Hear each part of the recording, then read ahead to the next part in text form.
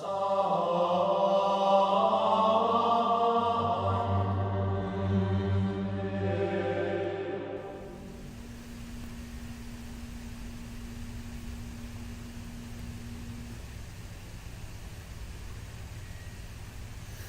everybody. So I actually just did a video on my little cutter I just got in, but I was watching some videos, just some cigar reviews, just kind of looking, because I'm smoking this Perdomo Lot 23, just kind of watching some reviews on it.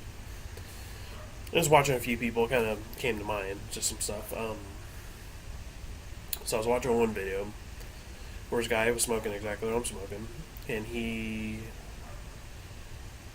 I was having some construction problems with this. It was not really construction, but it was splitting really bad, and it was just the whole thing was just tearing apart. I'm sitting here smoking mine, and mine has zero problems with it. You can see the ash; it's holding on.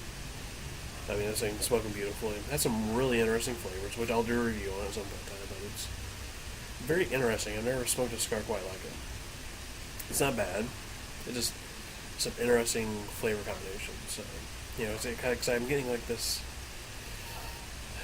I almost want to say kind of sweetness off of it, but it's has a citrus note to it, and it's heavy.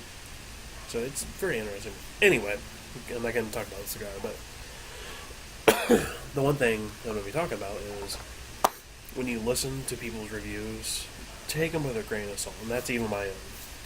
Just for simple fact that all of our palates are different. We tend to taste flavors differently than other people. So that's why generally when I do my reviews, I'm saying this is what I pick up. And I tend to watch other reviews of other people who tend to have a similar palate than I do, to kind of see, because I'm still learning how to pick up on certain notes, and certain flavors, and certain aromas from the cigar. So I tend to watch people whose palate reflects my own, so something I'm kind of having trouble,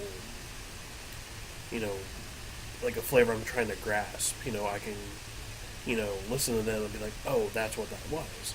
Well, so do that, so take them with a grain of salt, and as well, getting back to the construction problem he was having, he was saying that, his humidor was fine, but he was outside in very low humidity. That can actually cause cigars to crack, and that is what was happening to his. And as well, he was double puffing on the entire thing, every single draw. The correct way to smoke a cigar is, and I think I've described this before, so you take your cigar, put it in your mouth,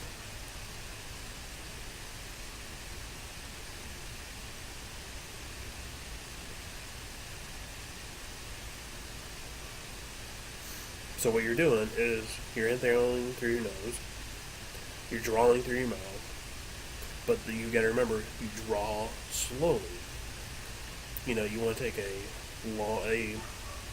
longer draw. You don't want to sit there and puff on it. Now, it's fine if you're first lighting it to kind of puff on it a little bit, but don't go nuts on it.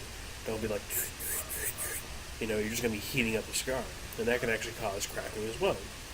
So, even though this is a really short video, that just came to mind. But, again, take all the reviews you hear with a grain of salt.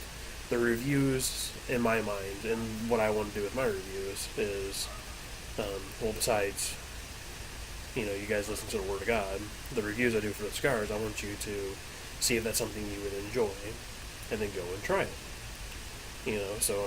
And again, I recommend trying anything and everything, with the exceptions of some of the ones I said that were complete garbage, which I've only had two that it's not that I didn't care for at all, they just tasted like garbage.